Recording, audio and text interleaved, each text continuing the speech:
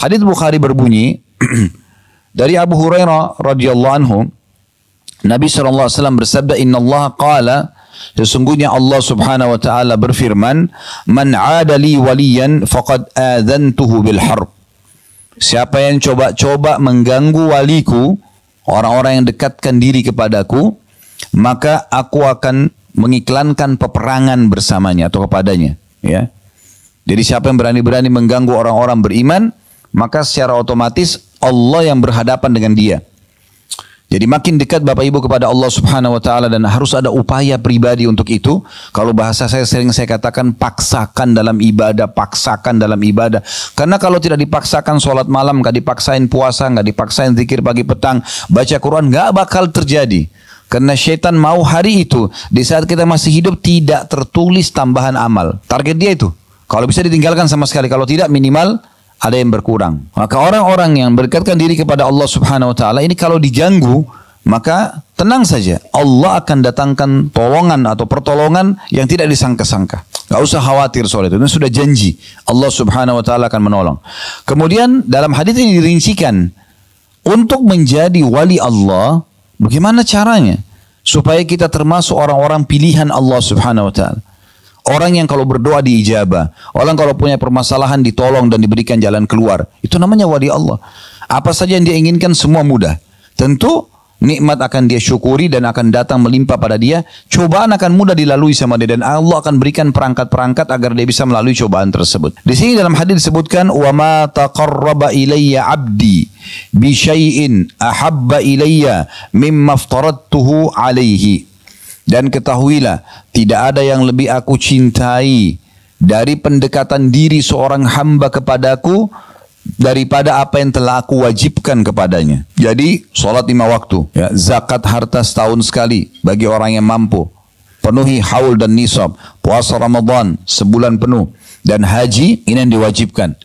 Itu yang paling Allah cintai, gitu kan? Kapan kita menjaga kualitasnya dengan baik, dan selalu kita tingkatkan, kalau sudah sampai pada tingkat terbaik, kita istiqomahkan, maka itu adalah perbuatan yang paling Allah cintai. Ini sebab pertama orang menjadi wali Allah.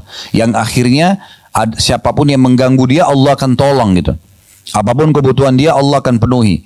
Masalah apapun yang dihadapi, Allah akan pecahkan. Lalu dikatakan, وَمَا يَزَالُ عَبْدِي يَتَقَرَّبُ إِلَيَّ بِالنَّوَافِلْ حَتَّى أُحِبُّ. Dan selanjutnya setelah yang wajib, seorang hamba terus mendekatkan diri kepadaku dengan amalan-amalan sunnah. Sampai aku mencintainya.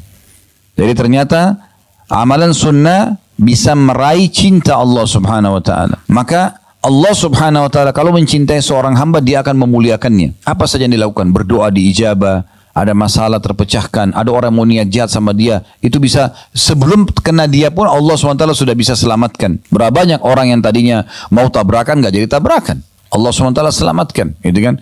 Atau ada orang ingin mengatur sebuah makar tapi gak jadi, dibatalkan makar tersebut, gitu kan?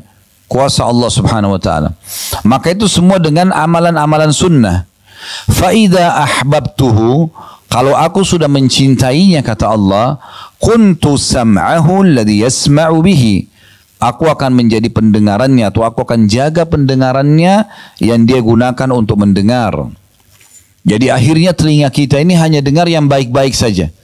Dengarin nasihat, dengarin tilawah Quran, dan merasa nyaman dalam hati dengan itu semua. Sehingga selalu kuping ini selalu mau dengar yang baik-baik yang Allah bolehkan. Dan setiap kali dengar yang tidak enak, kebisingan, sesuatu yang berbau maksiat, telinga kita nggak nyaman. Rasanya ingin segera kita tinggalkan. Berarti Allah sudah jaga tuh. Supaya nanti hari kiamat kupingnya nggak dihisap sama Allah. Karena kalau digunakan fasilitas ini pada maksiat, berarti ingkar nikmat. Karena Allah ciptakan ini untuk kita gunakan dalam ketaatan.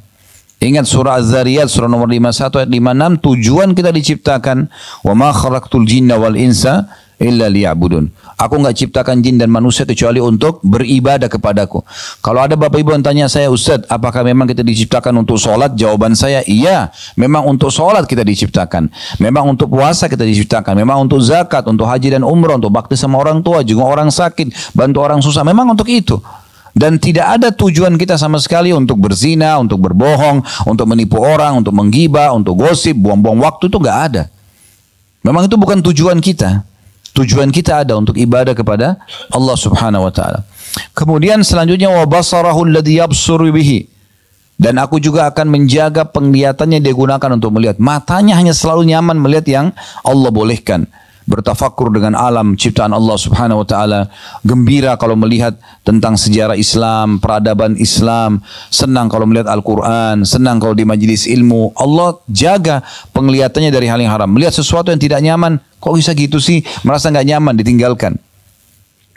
Kemudian wayadahu allati yabtishu biha, dan juga aku akan menjaga tangannya yang digunakan untuk menjama. Sehingga tangan tidak akan memegang kecuali yang halal. Tidak akan pernah mengganggu dan menyakiti orang lain. Warijlahu allati yamshi biha. Dan aku juga akan menjaga kakinya yang dia gunakan untuk melangkah. Ya. Di saat itu, perhatikan closing hadisnya, penutupan hadisnya. Kata Nabi SAW, Allah mengatakan, wa in sa'alani la'ataitu. Di saat itu kalau dia minta, aku pasti akan kasih. Jaga yang wajib, perbanyak yang sunnah, kejar yang sunnah. Maka Allah jaga semua anggota tubuh kita, pendengaran, penglihatan, tangan, kaki. Ya. Kemudian pada saat itu Allah SWT mengatakan, dan kalau dia minta di saat itu, aku akan pasti kasih. Wala in ista'adhani la'idtuhu. Kalau dia minta tolong, pasti aku akan tolong. Nah ini faedah luar biasa daripada ibadah sunnah. Jadi jangan Bapak Ibu sekalian terkurung dengan istilah sunnah. Kan cuma sunnah. Udahlah nggak usah. Ya. Tahu, itu teman saya itu rajin sekali puasa Senin Kamis. Itu teman kamu. Kamu gimana? Hah? Selalu bangga dengan amalan temannya.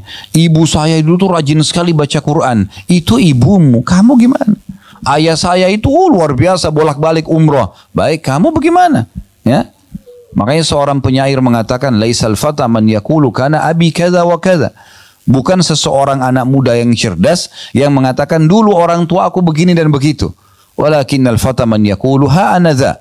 Tapi seorang anak muda muslim yang cerdas mengatakan ini loh saya. Hasil perbuatan orang lain tidak ada manfaatnya buat kita. Kecuali kita penyebab. Kita yang menjadi penyebab dia hanya melakukan ibadah tersebut itu berbeda.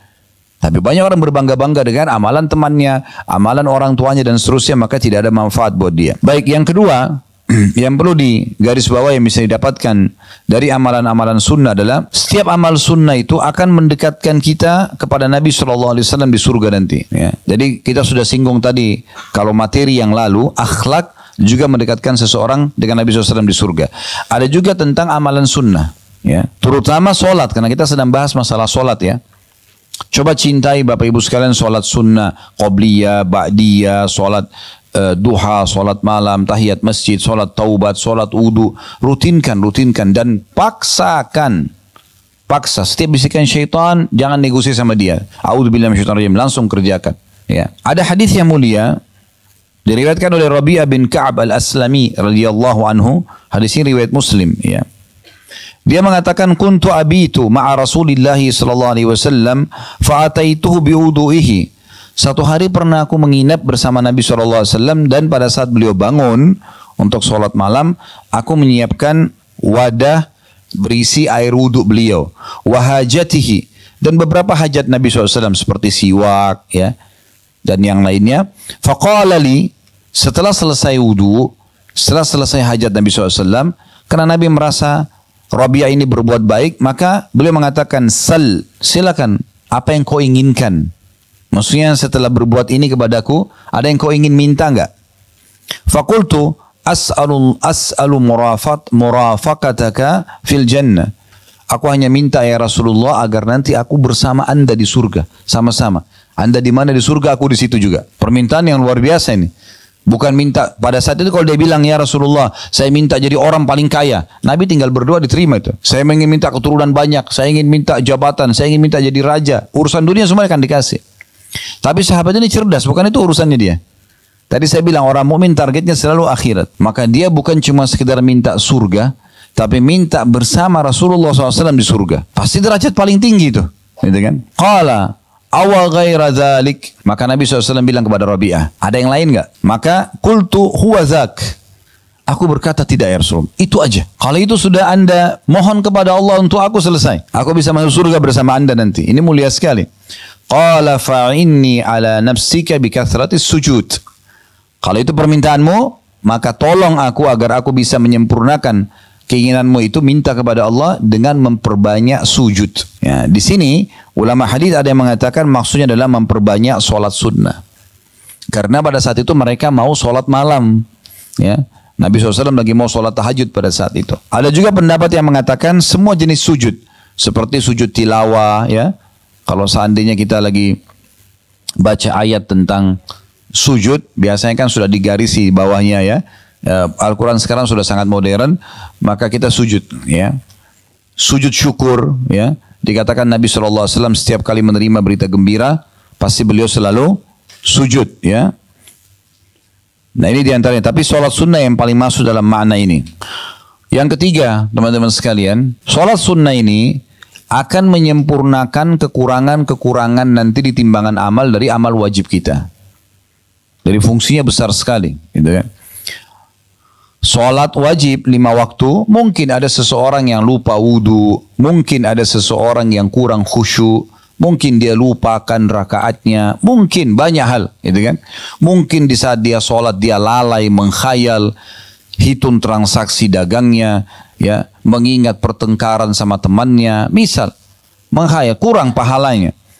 Itu akan terbantukan dengan sholat-sholat sunnahnya nanti. Begitu juga dengan zakat.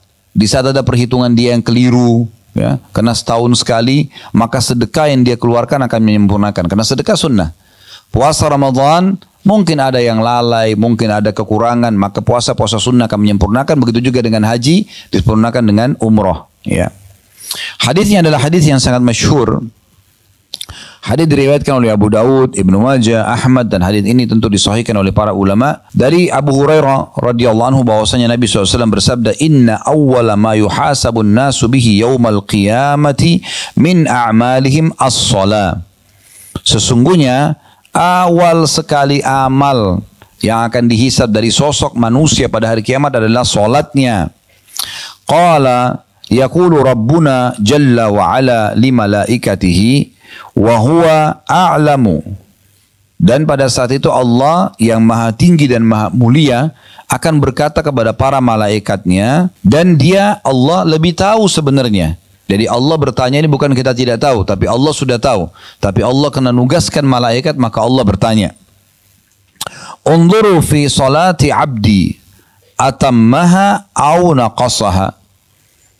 Coba periksa solatnya dulu. Yang paling pertama periksa solat wajibnya. Apakah dia sempurnakan atau masih ada yang kurang. Fa in kanat tammatan, kalau seandainya sudah sempurna, kutibat lahu tammah, maka akan dicatatkan baginya pahala sempurna. Wa in kana taqasa minha syai'a, dan kalau seandainya kurang darinya sesuatu, qala anzuru hal li 'abdi min tatawwu'in, maka Allah berfirman kepada para malaikatnya, lihat mungkin hamba-hambaku ini punya sholat sunnah. Fa in kana lahu tatawwu'un, kalau seandainya dia punya sholat sunnah, qala atimmu li 'abdi faridata min tatawwu'ihi, maka Allah berfirman kepada para malaikat, sempurnakan kekurangan sholat wajibnya dengan sholat sunnahnya. Thumma tu'khadul a'malu ala dhakum. Kemudian pada saat itulah seluruh amal-amal yang lain diperlakukan seperti ini. Ya, maksudnya puasa tadi saya bilang zakat dibantu dengan sedekah. Kemudian puasa Ramadan dengan puasa sunnah. Kemudian ya yang haji dengan umroh, ya. Oleh karena itu ini semua akan sangat membantu kita beribadah, ya. Kemudian juga dia akan menjadi penyebab dihapuskan dosa dan ditinggikan derajat. Wudu akan menggugurkan dosa-dosa, zikir akan menggugurkan dosa-dosa, berdoa, baca Quran, sholat sunnah, semua amal-amal sunnah ini penyebab pembersihan dosa. Tapi memang yang dibersihkan dosa-dosa kecil, ya. Kalau dosa-dosa besar Bapak Ibu sekalian itu butuh taubat nasuha.